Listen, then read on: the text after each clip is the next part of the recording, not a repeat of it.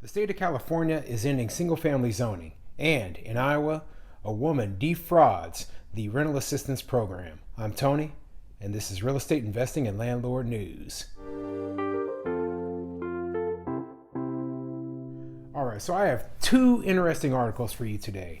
And one's coming out of the state of California, where the governor has decided to basically end single-family zoning for the entire state.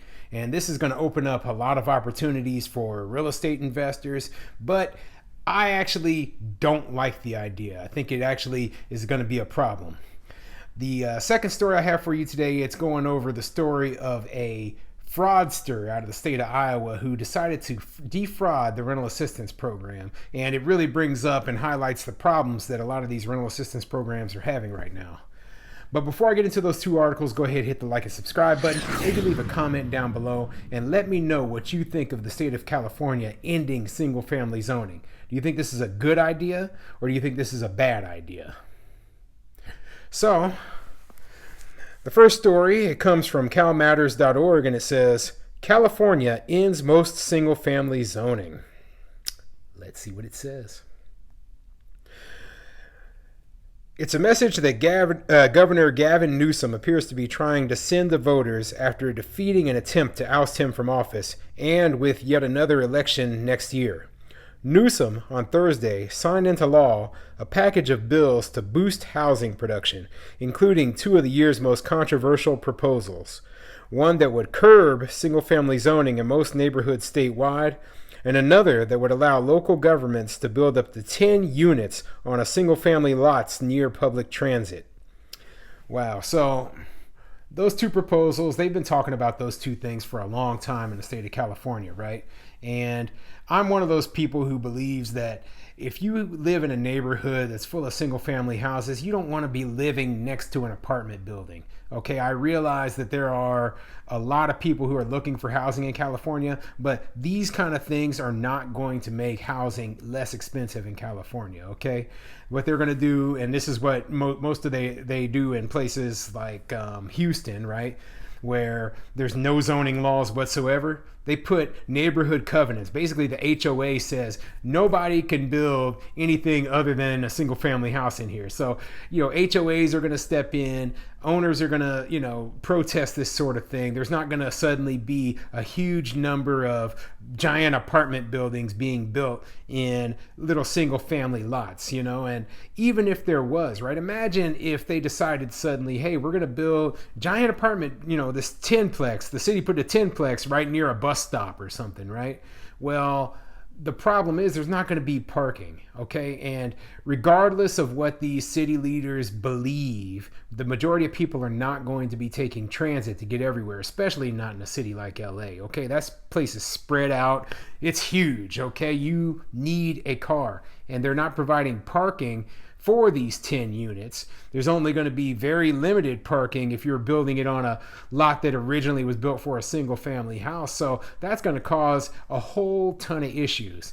Now, the part about, the majority of the single family area you being able to build fourplexes on, I mean, unless you are a super wealthy developer who can just come in, right, buy, the average price of a home in California is $800,000. So you have to buy a $800,000 home, then tear it down, and then build a fourplex on that same lot. Now, that doesn't even if you're able to, somehow turn a profit on it, it's going to be difficult, okay? It's going to have to be either high-end luxury units in order to make a profit off of that. Very expensive housing. I mean, that's the only way. And then we come back to the parking issue once again. So, this could create huge amounts of parking and congestion.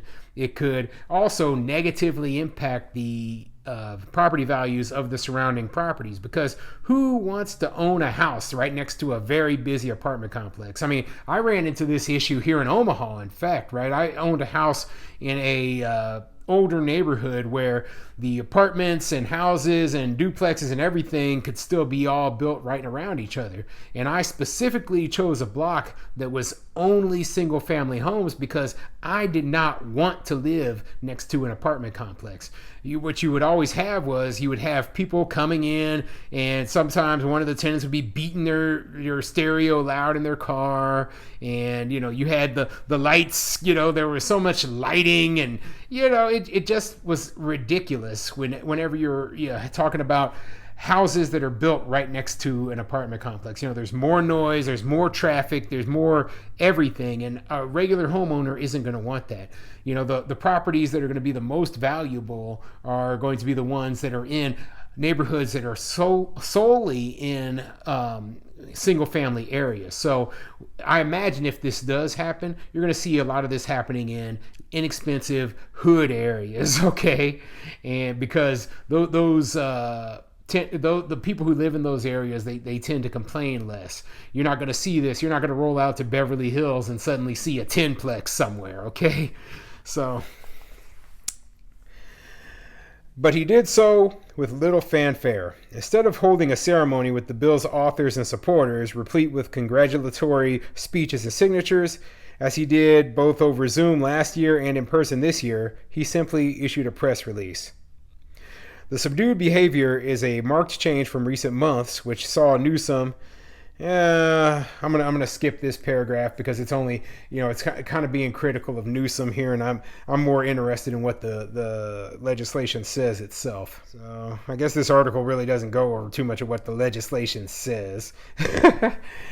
But yeah, when they passed rules in LA, just as an example, that allowed them to build accessory dwelling units behind houses, it became basically an issue where you had single family homeowners who were very wealthy suddenly were able to build small houses in their backyard that they could rent out, but there wasn't always necessarily parking for these other houses, or maybe they were able to convert a garage into a house, and basically it created a lot of issues. And the people who benefited the most out of this were people who were already wealthy. It's not like all of a sudden there were a lot more people who were housed because of this. No, I mean, what you're going to see with this is it's going to be the same way. To make this profitable, the developers, the people who are buying these properties, etc., they have to be able to make money, or otherwise they're just not going to do it.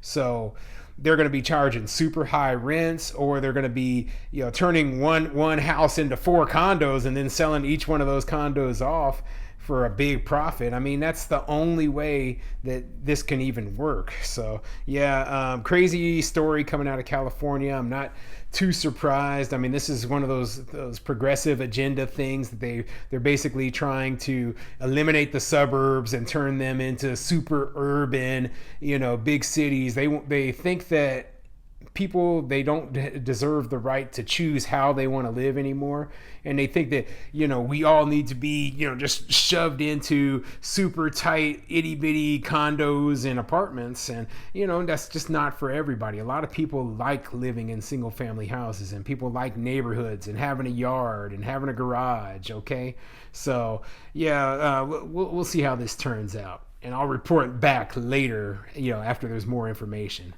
But the second story I have for you today, it's coming out of Waterloo, Iowa, and it says, Waterloo woman arrested for COVID eviction assistance fraud.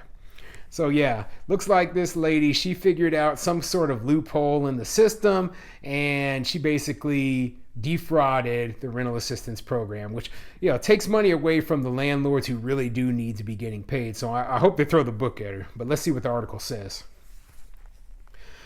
A Waterloo woman has been arrested for allegedly scamming $20,900 from a government COVID-19 rent assistance program. Authorities allege Krishandia Michael White, 32, made up the name of a landlord to submit applications for 11 alleged tenants under the Federal Coronavirus Aid, Relief, and Economic Security Act. The case was investigated by the Iowa Department of Inspections and Appeals, and White was arrested Monday on one count of first-degree fraud.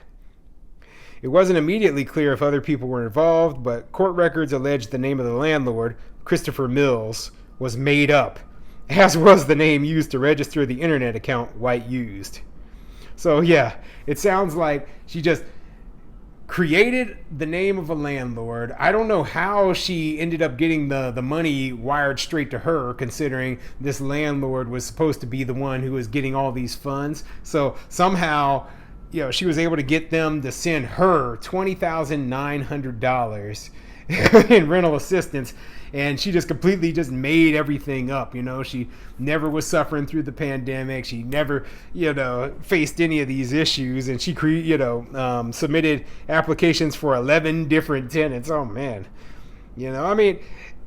When they created all these rental assistance programs, they thought that the landlords were going to be the ones who were defrauding the system. The landlords were going to be the ones trying to cheat the government out of money. And not realizing that the landlords were the ones who need to be paid, and that was the best way to make sure that tenants didn't get put out onto the street in the middle of a pandemic where they basically told everybody to stay home, and a lot of people ended up losing their jobs. So yeah, not surprising that tenant or someone else was able to figure out a way to scam the system, and it wasn't a landlord.